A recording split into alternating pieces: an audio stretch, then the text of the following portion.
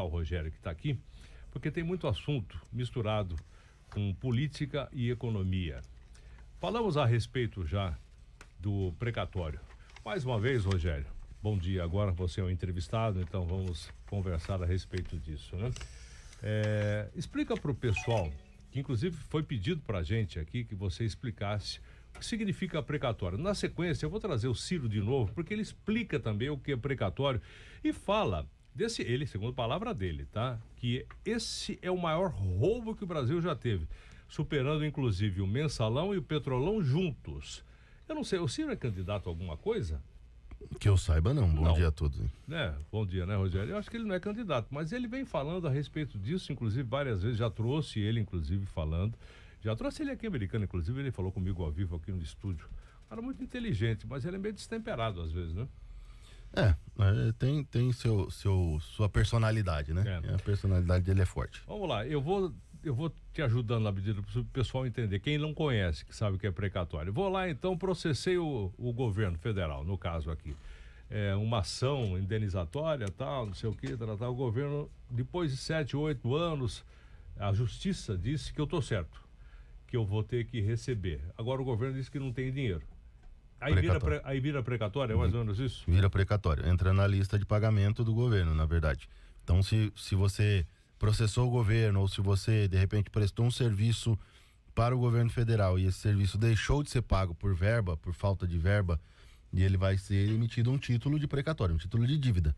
O que é o precatório? É um título em que o governo reconhece que te deve aquele valor em dívida e aquele valor é corrigido. Então, você recebe esse título de precatório que vai ser corrigido pela inflação ou pelo indexador que for posto no título. Tá. Nada fora da lei. Tudo dentro da lei. Tudo dentro da lei. Lembrando que isso pode acontecer no município, no caso da prefeitura. Sim. Também com o estado, no caso do Tarcísio, estado de São Paulo, e no caso da União, governo federal. Exato. Aí, essa história dos precatórios, mais uma vez aqui, vamos colocar o Ciro Gomes para você entender a acusação que ele faz. Ele declarou isso? Não. Por quê? Porque está na conta do Instituto Lula. Entendi. Que ele é o dono de 99,9% das cotas e um pau mandado dele é o dono do 0,1%. E isso ele não declarou como patrimônio privado dele. E ele é que usa o dinheiro para o que ele bem quiser. 20 milhões, vai ver de que foi. 100% empreiteira. Qual foi a mentira? Recibo, palestra. Uhum. Mas só teve palestra durante um períodozinho. Depois que a Lava Jato aconteceu, nunca mais teve palestra, nem antes nem depois. Bom, desculpa aqui, viu, Rogério, misturei as bolas, né? É tanta coisa que eu tenho aqui no meu caderninho digital que eu coloquei a respeito do Instituto Lula, que é uma outra história. É uma outra falcatrua, né, do atual presidente, que está solto. Mas vamos entender mais ou menos essa história. O atual governo, ele vendeu, ele pode fazer isso, vender isso para os bancos e o banco depois ficar responsável para pagar o precatório? É legal essa triangulação? É um título negociável, né? O precatório é um título que tem negociação. Então, tanto o credor quanto o que deve ali, o credor ou o devedor, os dois podem negociar esse título. E aí cabe ao mercado precificar. Então, quando você vai negociar, vamos por exemplo, você que tenha um título de precatório, nós podemos vender esse título de precatório para uma instituição financeira. Ela vai pedir um valor, claro, abaixo do valor de face, porque é um produto de alto risco. Então, quanto maior o risco, maior a defasagem que você tem, né, o desconto que você tem em cima do valor de face para você receber. Então, vamos supor, eu tenho um título para receber da Prefeitura de Americana. Nós sabemos que a Prefeitura de Americana renegociou a dívida, está pagando parcelado, bonitinho, tá tudo em dia. Mas eu tenho uma notícia de repente que a Prefeitura vai deixar de pagar os títulos de precatório, vai deixar de pagar a dívida, porque entrou numa nova fase de dívida muito alta. Imediatamente eu procuro um banco, pode ser o tradicional, Santander, Banco do Brasil, Itaú, Bradesco, e falo, quero vender meu título precatório da cidade americana. Imediatamente eles vão me fazer um valor de oferta. Pode ser com 10%, 20%, 30%, 50% de desconto. Por quê? Porque existe o risco de não receber. E aí, quanto maior o risco de não receber, maior o desconto. Tá.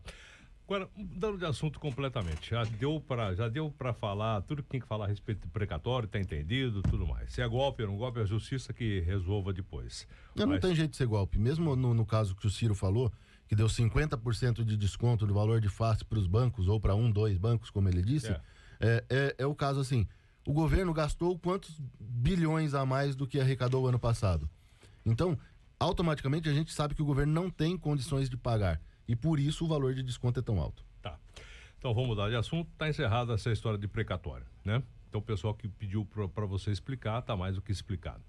Mudando de assunto. Petrobras perdeu mais alguns bi em valor de mercado por ações e declarações não do presidente da República, mas do presidente da Petrobras e do presidente da República também. Perdeu alguns bilhões por causa da declaração do Jean Paul Prats, quando ele falou sobre a política de dividendos, ela caiu bastante. E aí o que aconteceu? Na última sexta-feira, nós tivemos na quinta-feira à noite uma divulgação de resultados da Petrobras. E de fato aconteceu o que o Jean Paul Prats falou. Eles não aprovaram nenhum dividendo extraordinário. Não. E aí com isso, as ações da Petrobras chegou a cair 11% na Bolsa de Valores em sexta-feira. Significa quanto em bilhões isso? Aproximadamente 30 bi. 30 bilhões de reais. Só para explicar para o pessoal, em 2017, a Petrobras, no governo Dilma, não tinha mais nem balanço, porque não tinha o que fazer, né? Praticamente quebrou, não sei para quanto veio cada ação naquela época. A ação da Petrobras em 2007, antes da crise do subprime, ela chegou a valer R$ 53,40. Tá.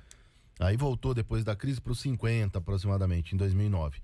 Daí para frente, 2010 até 2016, janeiro de 2016, ela chegou a valer R$ 3,80. R$ 3,80, quer dizer, quebrou praticamente. Né? Basicamente ninguém confiava mais na empresa. Mais na empresa. Aí aconteceu o que aconteceu.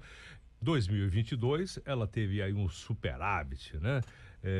E distribuiu muitos rendimentos para os acionistas. Sim. E o governo parece que não gosta de ver o pessoal ganhar dinheiro, principalmente quando envolve uma empresa que ele gostaria de ter o controle, como de repente parece que voltou a ter. Na verdade, o discurso é que o governo acha que o acionista ganha muito dinheiro e que o dinheiro está sendo muito pro acionista que vai pro rico. Só que 50% da Petrobras é da União. Então, quando se distribui dividendo demais, esse dividendo demais vai metade dele para a União, vai para o governo federal, para ele gastar como quiser, porque não tem vínculo, né? Assim como o ICMS vai para o caixa comum. O ICMS tem destino, o IPI tem destino. É dinheiro marcado, né? Que é dinheiro marcado. No caso dos dividendos das empresas, seja Banco do Brasil, seja Caixa Econômica Federal, seja Petrobras, não tem esse destino certo do dinheiro. Então é dinheiro livre para a União. Quando o governo fala mal do dividendo da Petrobras, ele está falando mal dele mesmo, porque ele é o maior recebedor, né? Ele recebe mais do que todo mundo. Então para mim, soa estranho quando o governo fala, a Petrobras está distribuindo muito dividendo. Primeiro, tem conselheiros lá dentro colocados pelo governo federal. O presidente da empresa é colocado por ela, porque ela é a comandante, ela é a mandante, que é o sócio majoritário, quem manda. E aí você critica a atitude da empresa que você manda. É estranho, né? No mínimo é estranho, né? Bom, são 7h22, conversando com a gente aqui o Rogério. Rogério Araújo, que fala sobre economia com a gente aqui no Jornal da Notícia. Agora, mudando mais uma vez de assunto para a gente encerrar aqui, Rogério. Esse ano que está começando agora, quem está começando, né? Depois do Carnaval, o Brasil começa só depois do Carnaval. Aliás, essa história tinha que acabar um dia, né? O Brasil tem que começar, aliás, não pode parar todo ano, né? Não é porque chegou o final de ano que para, depois começa de novo, começou o ano. A coisa tem que ter uma sequência para ser um país desenvolvido. Por falar em país desenvolvido, a gente pode imaginar hoje que a pessoa que não queira correr risco na Bolsa de Valores, que é a sua praia, trabalhando apenas com dinheiro seguro, não que seja inseguro, você sabe do que eu estou dizendo, né? Precisa saber o que vai mexer, porque senão de repente se mete a besta aí e perde dinheiro. Porque não é para amadores essa história de Bolsa de Valores. A tranquilidade de um CDB, de uma poupança, vale o rendimento ou o pessoal tem que aprender, tem que ir atrás e ter conhecimento para aplicar em Bolsa de Valores, porque é lá que ganha dinheiro? Lá, na Bolsa de Valores é onde se ganha dinheiro de verdade, né? Eu já falei isso aqui várias vezes. Bolsa de valores é o que faz as pessoas transitarem entre classes sociais. Você sair de uma classe D, C para B e A é através da Bolsa de Valores. Você vê, por exemplo, a Amazon, o Elon Musk. Esse pessoal só se tornou bilionário por causa do mercado de ações. Porque se eles não tivessem aberto o capital das suas empresas na Bolsa para valorização, as empresas não teriam o valor que têm. Então, automaticamente, eles não seriam esses caras bilionários, né? Uma outra coisa que se fala muito é sobre, olha, as ações caíram e por isso o cidadão ficou tantos bilhões mais pobre. Não, o valor da ação em si não deixa nem mais rico nem mais pobre, ele deixa você com mais patrimônio, né? E patrimônio você sabe que tem flutuação, né? Assim como o valor da sua casa sobe e cai, de acordo com a procura, de acordo com o mercado, a mesma coisa acontece com as ações. O que as pessoas precisam saber sobre o mercado financeiro é que existe essa flutuação natural. Assim como o preço do carro usado subiu muito, 30%, quando faltou os chips para os carros novos e depois caiu 40% de novo os valores. Porque voltou ao normal. Porque voltou ao normal a produção de chip. Então, é natural essa flutuação também no mercado financeiro. Agora, falar que CDB é um investimento seguro, aí é que é o problema. Porque não é. Porque nós tivemos já casos de empresas que não pagaram seus CDBs, ou seja, o empréstimo que fizeram no mercado. E o valor de face do CDB chegou a cair 85%. Ou seja, você depositou R$1.000 para receber 1.100 em um ano, com a taxa fixa de 10%, porque é seguro, não pode pagar muito juros. É seguro. Só que aí a empresa deixou de pagar e o valor de face caiu 85%. Ou seja, se você fosse sacar, você sacaria R$150 dos 1.000 que você depositou. Aonde que está a segurança desse produto? Né? Ah, não, mas aí você tem que recorrer ao fundo garantidor de crédito. Quanto tempo demora para o fundo garantidor de crédito pagar? Tem um valor limite, acho que é 250 mil, né? R$250 mil. Em caso extraordinário, até R$400 mil. Tá, você foi lá, colocou R$1 milhão. Você saca 150 mil. Extraordinário seria esse? No caso de uma empresa entrar em dificuldade financeira e entrar em recuperação judicial. Só lembrando que a gente teve durante algum tempo, décadas atrás aqui, bancos que quebraram aqui no Brasil, né? Sim, hoje não quebra mais porque o sistema brasileiro é o mais seguro do mundo. Inclusive o acordo de Basileia, que foi proclamado por todos os bancos do mundo, usa o sistema brasileiro de alavancagem. Você lembra o Banco Nacional, o Banco Bameirindos, Excel, o Banco da Bahia, Econômico da Bahia. Nós teve um monte, hein? E aí, nessa época que foi criado esse sistema de compensação hoje das tesourarias. As tesourarias hoje dos bancos brasileiros, não existe risco de quebrar banco no Brasil, tá? Hoje nas tesourarias, todo mundo tem que fechar com o caixa zerado. Se você tem todo dinheiro... dia? Todo dia. 8 horas da noite começa o sistema de compensação, termina às 11 da noite e tem que zerar todo mundo. Você tem dinheiro sobrando no caixa do Bradesco, tá faltando dinheiro no Itaú, o Itaú vai emitir títulos de dívida de um dia, que é o CDI, né? O título de DI. De um pro outro. E vai trocar. Para bater a conta. Vai trocar esse título e aí os dois passam zerado. E aí paga o juro de um dia pro outro. Porque eu peguei dinheiro emprestado para dormir à noite. O overnight que existia, continua, é o DI hoje. Então, não existe mais esse risco de quebra. Agora, quanto a investir em Bolsa de Valores, existe um sistema tão seguro quanto o CDB, né? Ou a poupança, que você não perde dinheiro, desde que você saiba usar as ferramentas que existem no mercado financeiro. E aí você ganha dinheiro no mercado financeiro sem correr risco de perder o seu dinheiro. Ou seja, se o mercado, a Bolsa de Valores cair 60% de novo, uma outra pandemia, você não vai perder nada de dinheiro com isso. Só que se o mercado continuar subindo, você vai ganhar dinheiro com isso. Então existe esse sistema de proteção, existe como você ganhar dinheiro na Bolsa de Valores usando esses mecanismos de proteção e de investimento de forma segura, usando ações e opções, 2 mercados de risco, mas você zera o risco do seu investimento usando a ferramenta do jeito certo. Só lembrando que quem não sabe mexer com esse tipo de investimento tem que procurar alguém que seja especialista, alguém que saiba, de repente, indicar como é que você deve proceder para esse investimento, porque senão pode se ferrar, né? Exatamente. Existe essa possibilidade de você entrar em um boato, né? E fazer parte do efeito manada. O que é o efeito manada? Tá todo mundo indo para um lado, você acaba indo junto porque acha que aquilo é verdade, né? Por exemplo, o governo federal falar mal de Israel, chamar Israel de genocida. Por quê? Porque tinha o dinheiro do Mubadala que ele tá querendo captar. São bilhões. Então ele precisa falar mal de Israel para pegar o dinheiro dos árabes. E você precisa saber ler e olhar para essas notícias também do jeito que acontece.